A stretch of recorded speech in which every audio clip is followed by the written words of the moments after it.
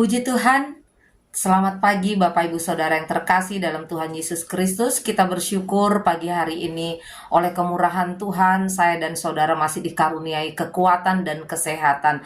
Mari kita mau pakai kesempatan yang baik pagi hari ini sebelum melangkah di hari yang baru. Kita akan sama-sama belajar firman Tuhan. Kita tundukkan kepala dan kita berdoa.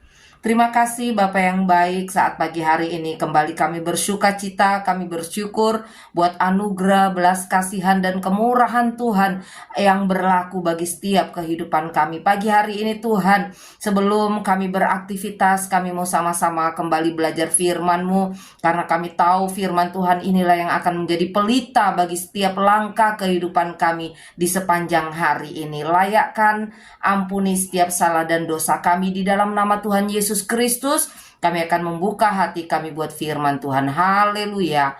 Amin. Renungan firman Tuhan pagi hari ini saya beri judul Jangan Menjadi Kompor. Dan kita akan membaca di dalam Ester pasalnya yang kelima, ayatnya yang ke-14. Demikian firman Tuhan. Ester 5 ayat 14. Lalu kata Zeres istrinya dan semua sahabatnya kepadanya, suruhlah orang membuat tiang yang tingginya 50 hasta dan persembahkanlah besok pagi kepada raja supaya Mordekai disulakan orang pada tiang itu. Kemudian dapatlah engkau dengan bersukacita pergi bersama-sama dengan raja ke perjamuan itu. Hal itu dipandang baik oleh Haman. Lalu ia menyuruh membuat tiang itu. Amin. Bapak Ibu yang terkasih dalam Tuhan Yesus Kristus, ini adalah kisah tentang Haman yang hatinya menjadi panas karena ia mengetahui Mordekai tidak sujud menyembah dia. Ia melihat dan mengetahui Mordekai tidak menghormati dia. Ketika Haman hendak menghadiri undangan dari Ratu Ester, dan di depan pintu gerbang ia berjumpa dengan Mordekai, di mana Mordekai ini tidak sujud menyembah, tidak menghormati ia. Hal itu menjadikan hati Haman menjadi panas. Dan apa yang terjadi kemudian? Sepulangnya dari pesta, kekesalan hatinya ini ia ungkapkan, ia ceritakan kepada sahabat-sahabatnya dan juga kepada istrinya. Haman mulai curhat kepada istri dan para sahabatnya pada saat itu. Namun sayang 1000 sayang, istri dan sahabat-sahabatnya tidak bisa menjadi tempat curhat yang baik bagi seorang Haman. Bukan memberikan masukan atau nasihat yang baik bagi Haman. Justru sebaliknya, mereka menjadi kompor untuk permasalahan yang dihadapi oleh Haman. Sebenarnya, baik sahabat-sahabat Haman maupun istri dari Haman ini memiliki kesempatan yang baik untuk memberikan masukan-masukan yang baik bagi Haman, ya. Mereka mempunyai peluang untuk mendamaikan Haman dengan Mordekai. Mereka punya peluang untuk membuat hati Haman ini menjadi dingin dan tidak marah lagi. Mereka punya kesempatan untuk membawa Haman menjadi seperti air yang menyejukkan, yang menyirami bara api. Tapi sayang, hal itu tidak dilakukan. Istri dan sahabat-sahabat Haman ini lebih memilih menjadi kompor, ya, bagi Haman, sehingga hal itu justru lebih menjerumuskan Haman kepada hal-hal yang negatif, memperuncing setiap permasalahan yang dihadapi oleh Haman. Bagaimana dengan kita?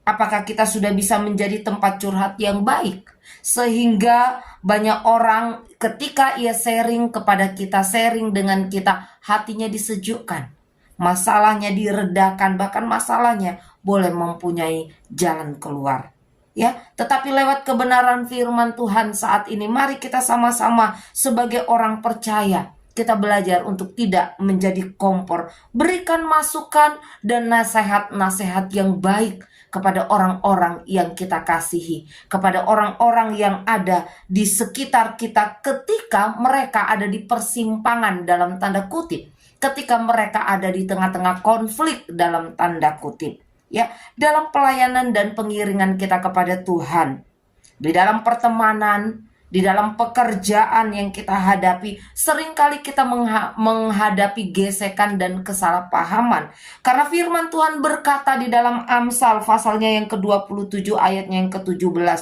besi menajamkan besi, orang menajamkan sesamanya. Gesekan, konflik, kesalahpahaman itu sering terjadi dan sering kita alami, bukan? Dan itu adalah bagian dari proses untuk saya, untuk kita semua, bagi orang-orang percaya. Tetapi lewat firman Tuhan, mari jangan menjadi kompor dan menjerumuskan orang-orang yang kita kasihi, ya, kepada hal-hal yang negatif. Sahabat Haman, istri Haman justru mempunyai ide untuk Haman membuat tiang gantungan buat Mordekai ketika Haman panas hatinya terhadap Mordekai. Idenya bukan ide yang bagus, tetapi ide yang negatif yang justru menjerumuskan Haman. Mereka menjadi kompor. Tetapi lewat firman Tuhan saat pagi hari ini, biarlah, ya, lewat kehidupan kita ini boleh membawa orang-orang yang ada di sekitar kita yang dalam tanda kutip mereka sedang ada dalam konflik, mereka sedang ada dalam perselisihan dan sebagainya. Justru membawa kehidupan mereka berbenah diri, membawa kehidupan mereka datang pada pembenahan diri yang semakin baik, sehingga lewatnya nama Allah dipuji dan dipermuliakan. Amin. Sama-sama kita tundukkan kepala dan kita berdoa.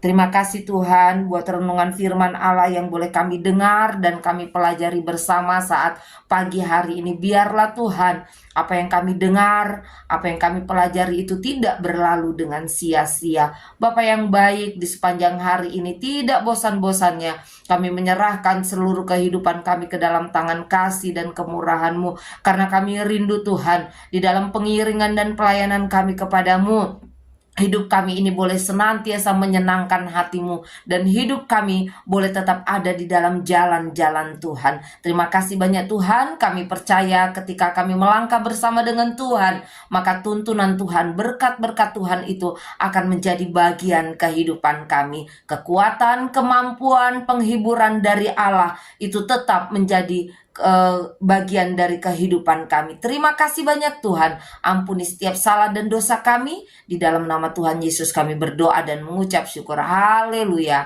Amin. Puji Tuhan, selamat pagi dan Tuhan Yesus memberkati kita semua.